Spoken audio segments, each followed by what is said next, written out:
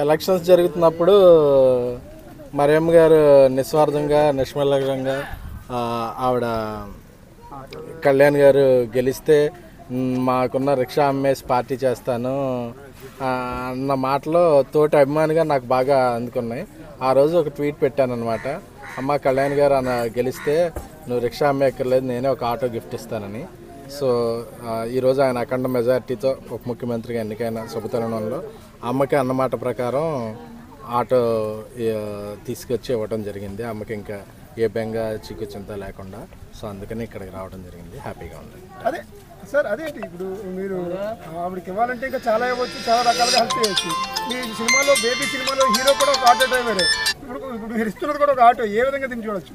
దాని కాదండి, అంటే రిక్షాకి అప్గ్రేడ్ ఏంటంటే నెక్స్ట్ ఆటో కాబట్టి అలా అనుకున్నాం, కానీ దానికి సినిమాకి పబ్లిసిటీకి ఏం సంబంధం లేదు. అలా కలిసి వచ్చిందండి. సార్, పవన్ కళ్యాణ్ గారు 21 సీట్లు పోటీ చేస్తే 21 సీట్లు మీలాంటి అభిమానుల వల్ల మాలో నెగ్గడం జరిగింది. ఆయన పరిపాలన ఏ విధంగా ఉన్నది, ఏ విధంగా ఉండబోతుంది? అన్నం ఉడికిందో లేదో తెలియడానికి మొత్తం తినక్కలో ఒక మెతుకు సరిపోతుంది. అలాగా ఆయన మార్కు చూపడం అనేది తొలి రోజు నుంచే మొదలైంది.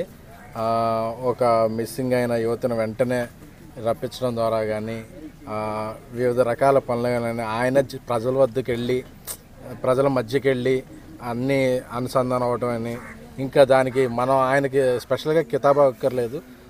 అందరూ ప్రజలు చూస్తున్నారు, రాష్ట్రం చూస్తుంది, ప్రపంచం చూస్తుంది, దేశం గమనిస్తుంది. ప్రధానమంత్రి మోడీ గారు లాంటి ఆయన తుఫాన్ అని చెప్పారు. ఆ తుఫాను మంచి తుఫాను, అందరికీ మంచి చేసే తుఫాను. మీరు ఇచ్చిన ఈ ఆటో ఈ అమ్మ లైఫ్ని ఏ విధంగా టర్న్ చేయబోతుంది? మంచిగా వాళ్ళ మనవడు మంచిగా డ్రైవ్ చేస్తాడంట. సో లైఫ్ ఎలా టర్న్ చేస్తుందని నాకు తెలియదు, ఆనందంగా ఉంది, నేను ఇవ్వడం జరిగింది. అది ఎంతో కొంత వాళ్ళకి ఉపయోగపడుతుందని అనుకుంటున్నాను. సార్, మీ నెక్స్ట్ ప్రాజెక్ట్స్ ఏమేమి ఉండబోతున్నాయి ప్రాజెక్ట్స్ సంబంధించి? ఇది ఈ సందర్భంలో అలాంటివి చెప్తే అది ఏదో సినిమా పబ్లిసిటీలా ఉంటుంది, అన్నిదా భావించకండి, అది మరోసారి చెప్తాను.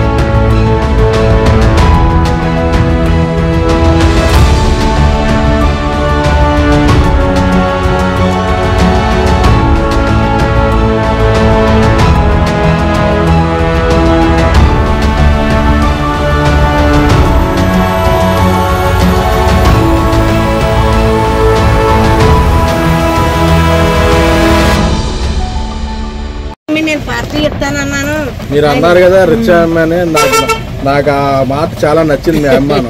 సో అందుకే మీకు ఆటో ఇవ్వాలనుకున్నాను. నా భర్త ముసలుడైనా నేను అన్న మాటకి పెడతానన్నాను, ఆపు చేశారు, మీరు ఇచ్చారు, మీ బండి ఇచ్చారు, మీ సల్లం చేస్తుంది నాకు బండి కొని పెట్టారు, ఇస్తానన్న మాట. నాకు ఈ ఆనందం చాలు బాబు.